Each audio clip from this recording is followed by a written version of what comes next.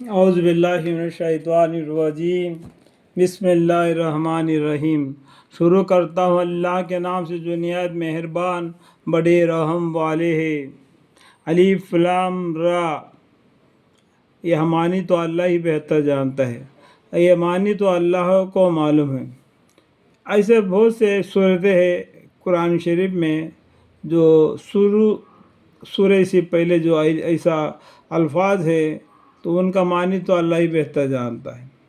یہ قرآن ایک ایسی کتاب ہے کہ اس کی آیتیں دلائل سے محکم کی گئی ہے، پھر اس کے ساتھ صاف صاف بھی بیان کی گئی ہے۔ وہ کتاب ایسی ہے کہ ایک حکیم باخبر یعنی اللہ تعالیٰ کی طرف سے ہے۔ یہ قرآن کس کی طرف سے نازل ہوا؟ اللہ تعالیٰ کی طرف سے نازل ہوا ہے۔ ایک اللہ تعالیٰ کے سوا کسی کی عبادت مت کرو۔ یہ قرآن کیا بولتا ہے؟ ایک اللہ کی عبادت کرو، توحید کے راہ پر چلو۔ میں تم کو اللہ کی طرف سے ایمان نہ لانے پر عذاب سے ڈرانے والا اور ایمان لانے پر ثواب کی بشارت دینے والا ہوں۔ پیغمبر صلی اللہ علیہ وسلم کون ہے؟ اننی لکم منہ نذیر و بشیر وان استغفروا ربکم ثم توبوا الیہ یمتعکم متاعا حسنا الی اجل مسمى ویؤتی کل ذی فضل فضلہ۔ کیا ایمان نہ لانے سے ڈرانے والا ہوں، ایمان لانے پر ثواب کی بشارت دینے والے پیغمبر ہیں۔ اور یہ بھی ہے کہ تم لوگ اپنے گناہ، شرک و کفر وغیرہ اپنے رب سے معاف کراؤ۔ جو شرک کرتے، جو کفر کرتے اور بھی جو گناہ الگ کیا کرتے، سب گناہوں کو اللہ کے سامنے معافی اور استغفار کر کے ان کو معاف کرا لو حیات زندگی میں۔ یہ ایمان لا کر اسی کی طرف عبادت سے متوجہ رہو۔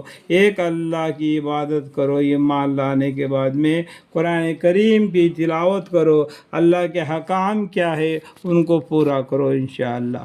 اور تم کو وقت مقرر یعنی وقت موت تک دنیا میں خوشی عیش دے گا۔ اگر ایسا کرو گے اللہ تعالیٰ تمہیں زندگی میں خوشی عیش دے گا اور آخرت میں ہر یاد عمل کرنے والے سے زیادہ ثواب دے گا۔ دیکھو اللہ تعالیٰ جو نیک عمل کرتا ہے اس 10 گنا زیادہ کر کے تم کو ثواب دے گا۔ اور اگر ایمان لانے سے تو لوگ اعراض ہی کرتے رہے تو مجھ کو اس صورت میں تمہارے ایک بڑے دن کے عذاب کا اندیشہ ہے۔ ایک بڑے دن کا مطلب کیا ہے؟ قیامت کا دن۔ اگر تم ایمان نہیں لاؤ گے، میں اتنا سمجھانے کے باوجود بھی تمہارے پر ایک بڑے دن، ایک عذاب قیامت کا دن کا اندیشہ ہے کہ اس قیامت کے دن میں تم پکڑے جاؤ گے۔ تم سب کو اللہ ہی کے پاس جانا ہے، پھر تم کو جتلا دے گا جو کام تو دنیا میں کرتے تھے، بھلا اور برا، اسی کا نتیجہ تم کو ملے گا۔ اور وہ ہر شے پر پوری قدرت رکھتا ہے۔ وَهُوَ عَلَىٰ كُلِّ شَيْءٍ قَدِيرٌ۔ یاد رکھو کہ وہ لوگ دوہرے کے دیتے ہیں، اپنے سینوں کو اور اوپر سے کپڑے لپٹ لیتے ہیں تاکہ اپنی باتیں اس سے یعنی خدا سے چھپا سکے۔ اس طریقے سے کپڑے لپٹ کر آپس میں گھسگھسیاں کرتے ہیں۔ اللہ تعالیٰ اس وقت بھی ان کے ساتھ ہوتے ہیں۔ ان کے بد دماغی خیالاتوں کو اللہ جانتے ہیں، سنتے ہیں۔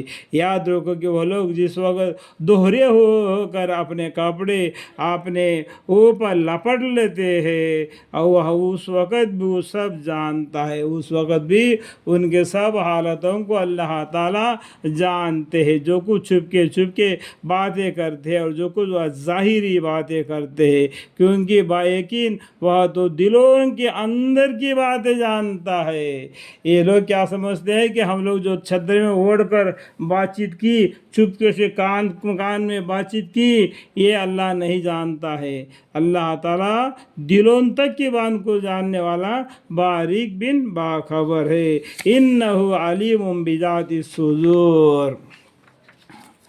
اور کوئی رزق کھانے والا جانور و زمین پر چلنے والا ایسا نہیں کہ اس کی روزی اللہ تعالیٰ کا ذمہ نہ ہو۔ دیکھو جتنے جی روح زمین پر جیتے ہیں ان سب کا روزی اللہ کا ذمہ ہے، اور کوئی رزق کھانے والا جانور زمین پر چلنے والا ایسا نہیں کہ اس کی روزی اللہ تعالیٰ کا ذمہ نہ ہو، اور وہ ہر ایک کی زیادہ رہنے کی جگہ کو اور چند روز رہنے کی جگہ کو جانتا ہے۔ سب چیزیں کتاب مبین ہے، لوح محفوظ میں بھی منضبط اور مندرج ہے، اور وہ اللہ ایسا ہے کہ سب آسمان اور زمین کو 6 دن کے مقدر میں پیدا کیا، اور اس وقت اس کا عرش پانی پر تھا تاکہ تم کو آزمائے کہ دیکھے تمہیں اچھا عمل کرنے والا کون ہے۔ دیکھو